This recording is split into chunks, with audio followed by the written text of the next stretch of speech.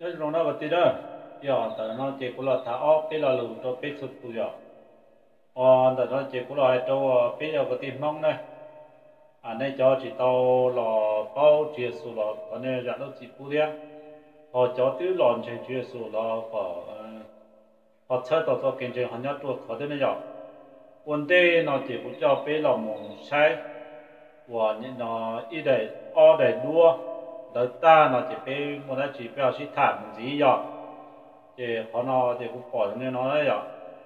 nên lòng xe để đua rồi nè để nó bây giờ và ít để và mấy tụi mình nhọn dạy để tên này sai nhiều lúc trên mùa giờ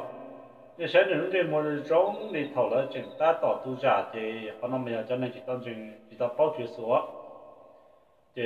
nên sai trong đó thầu thì ta tỏ tu giả nó mà lúc trên mùa giống cầu thì nó thì nó nên sai trong đó mà giống cầu thì nó chỉ tao cầu đi thế thì mình giờ ở đi ra thầu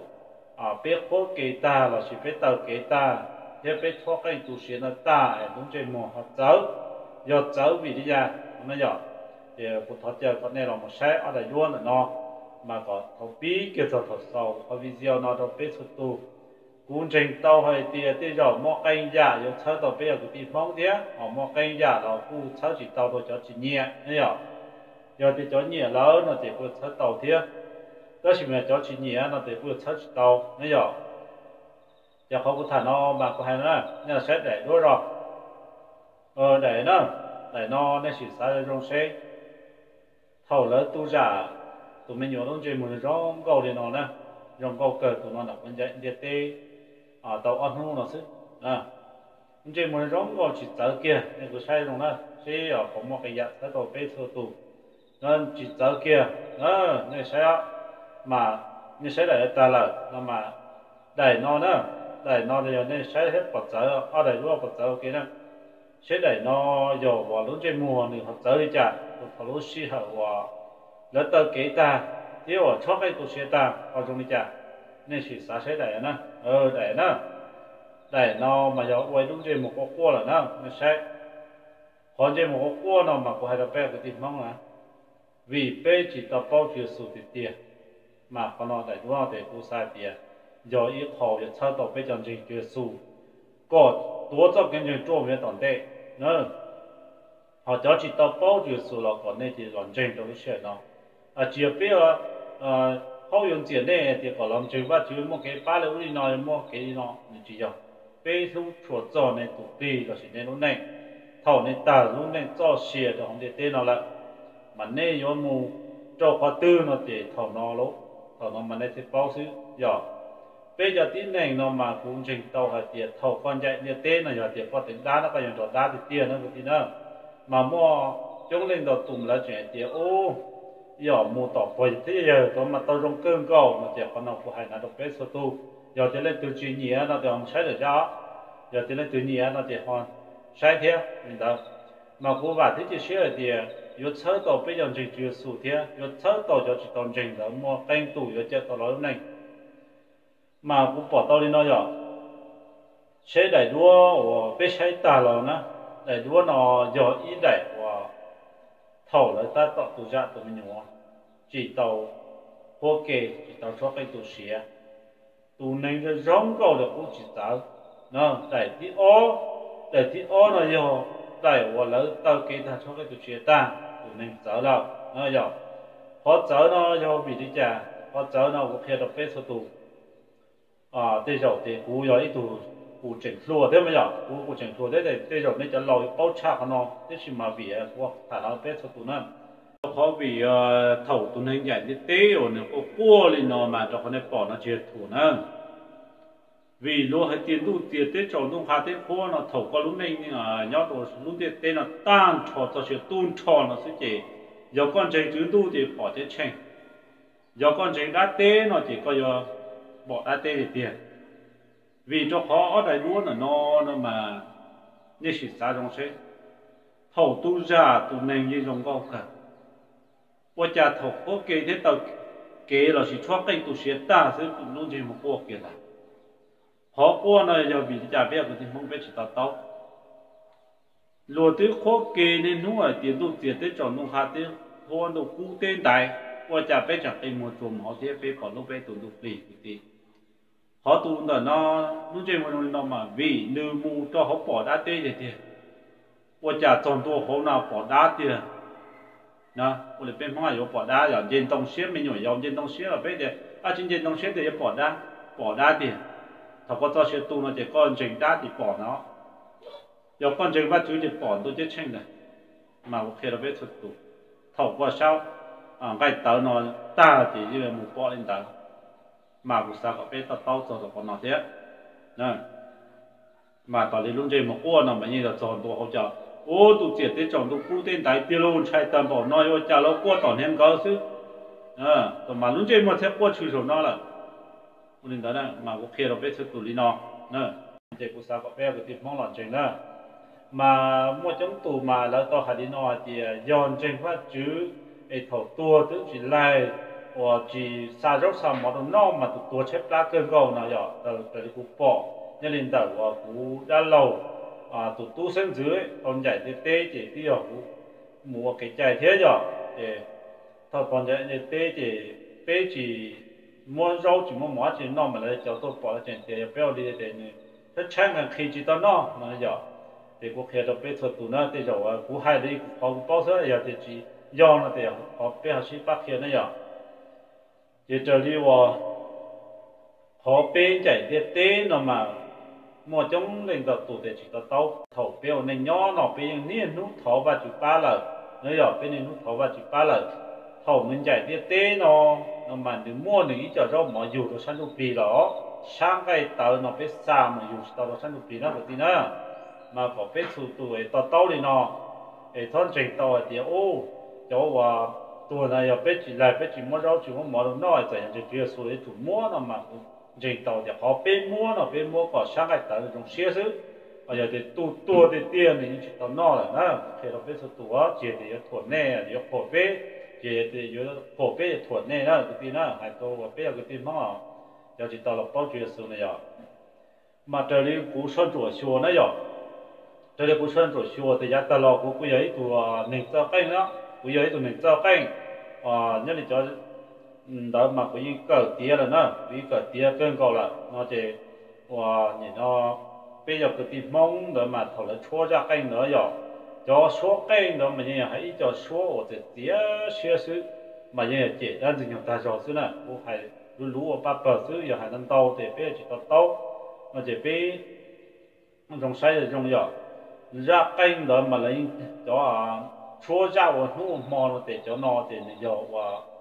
nhìn nó chúa và cái lọ dễ cái sẽ cái gì chết để ra cái phía hậu cái thế là cái cụ xe cái phần đó cái tư lâu cho nó mà chúa chỉ tàu chéo cái tí đó giờ thì chỉ tàu mấy tuần dài để tên mà bé chúa chỉ tàu chế xử lý ra có kê là bên nhìn nó cầu chỉ tàu chế hai chỉ tàu chế nữa mà có bé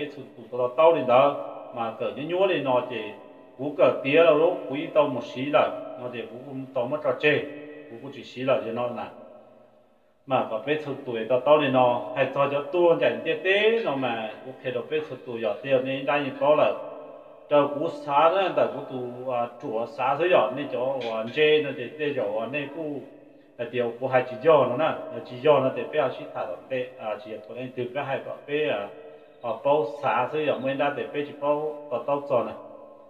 xử lý cho đi cú bỏ tao nó trong đi bỏ giờ chạy để tế ổn định nó bây giờ cái tim không nhỏ trong đi bỏ giờ chạy để tế ổn định lờ nó mà bây giờ là mù lại là chỉ bây là một tua chia tua xuống nó đau đầu tụ bỏ giờ nó cho mù nó giờ cho mù bị xử lý bây giờ mong tiền cho chỉ mua cũng chỉ hai đâu cho mua bây giờ thì ổn định được trong đó tua đau chi tụ chia xử lý nhu thế tử cho người cha mù là bây giờ người cha mù là bây giờ cha do mọi những mối đồ là thế gì mà trở đi thầu cho lâu chạy đi tiếp ổn định nó chỉ bây giờ muốn đầu tam của nó mù nhớ đi cho xin giữ tỏ cá nó họ tông chạy mù thế ôi chả cho tờ kế là hai đi chạy rồi nên bỏ tàu bao này rồi cho tờ kế của rồi ra này ra bên để lấy ra này rồi ra nó mà lấy tiền nó chỉ tàu chạy phù hợp chỉ tàu chạy thì cho một cú bỏ bây giờ nó lận đủ tiền để trồng nông phát tiếng hoa nữa vì bây giờ nhớ có chất chăng thì chỉ muốn nó chỉ muốn học nữa vì giờ cha bây giờ cái gì mong giờ bây giờ tổ chức tổ chúng tàu担保的nó là我的家话的只muốn nó chỉ muốn học nhau tổ đủ tiền để trồng nông phát tiếng hoa đó mà chỉ muốn nó chỉ muốn học nó mà bây giờ dùng啥子用可能呢bây啥子用可能嘛bây是把刀啊bây chỉ啥可能这因只把刀的呢mà bút sa thì bây giờ tiêu vấn đề đâu đó là nó thì sa thì lớn vấn đề là mua tàu và tàu chỉ dùng lô mua chơi mua số trả lô nó chỉ cho tua mua đến chỉ tham mua giờ mua cái trong cái mỏ sáng rồi nó mua tàu nọ đó là mua tàu lấy mua không nọ là bút sa thì lý nó mà cũng chỉ nhau bây giờ hoàn chỉnh theo giờ thế mà tôi chỉ nhau lý nó nè tôi chỉ nhau lý nó ấy có dùng mua số nó dùng chẳng cái đó thế nên mà giờ mua sắm chế họ tu tuổi tê họ dùng mua cái trái cái gì để tiền này giờ giờ đi họ qua là cũ là cũng hay做到可能tu tuổi tê là xin tu tờ nó này giờ tu tờ họ để chỉ muốn nó chỉ muốn họ trang thì cơn gạo đi mà bây giờ cái địa phương bây họ tạo cho được họ thế bây cũng chỉ cho là một xí chả xí chế mà giờ đi họ chọn chừng cái số này giờ bé bỏ tàu hoặc thì chân chính số nó hoặc là mình trên nó mình chạy họ mình đủ tiền để chậu nó phát triển hoa vì thì bé một tuần đủ tiền để chậu nó phát triển hoa đó chỉ muốn hậu để dùng chạy cơn gạo sư mà chỉ bên thành chạy bé thì ô giờ thọ bé này chỉ bên trên chỉ số bé một tuần chỉ tranh sư nó này giờ chỉ thì dùng của bé dùng của này chỉ thì dùng của này của bé nữa giờ đi thọ vào cũng hay lấy trả chủ yếu số nó một số đủ là nó này giờ nó một đủ theo chế số tàu bé số tu là nếu mà tàu chơi chơi nó thì nếu là tàu bé mình rồi thì nhớ họ từ bé mình nhớ hoàn đấu nó giờ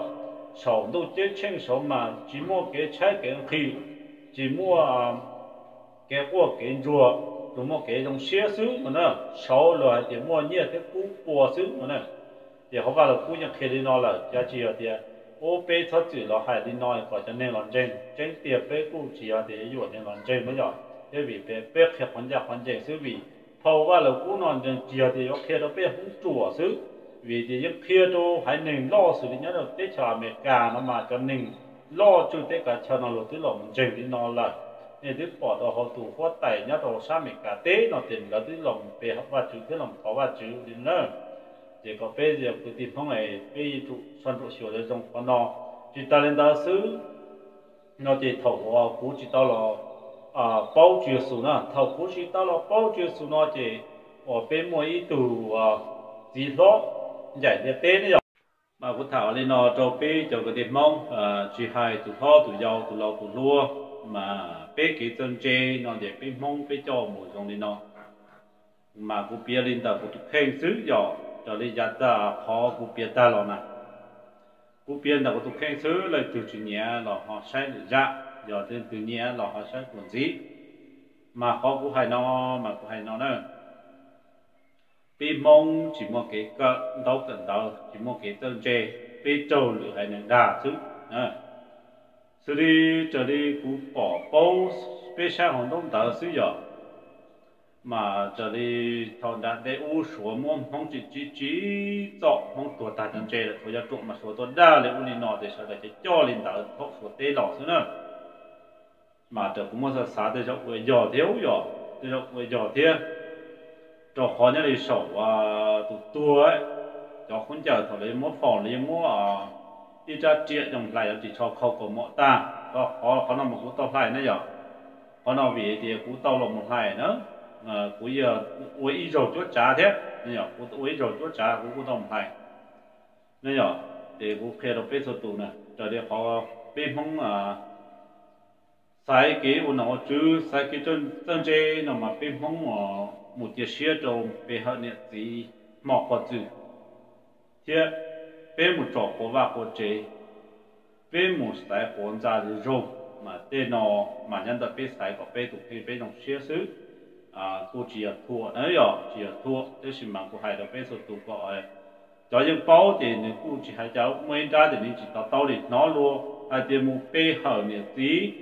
một có chữ ít một con đồ nó chỉ bể chứ chỉ bóc ở trên để thấu cú với tàu bể là rồi họ bể mấy tụi chỉ lo nhận tiền tê chỉ cú với tàu mù bê hậu im mỏ ta can tu u giờ tàu có mỏng nó nhở thì sao giờ có mỏng đã còn là chỉ bê một điểm u sao giờ tu đã giờ tu yon chạy đã nó nhở thì nó chừng hai tiền có sở nhân gia lúc ở trong tam thì tàu có rộng phèn nó sao của chỉ tàu nó nhở mà thầu lớn giàu gì đi nó tua mà yếu thủ tại nó cái gì mà còn nào phải là biết từ từ u chiều thôi lại từ nó chỉ non từ câu từ bê mà trở đi bê hở bây giờ chỉ lo nó im mỏ ta can thủ u sa để tao có phòng rong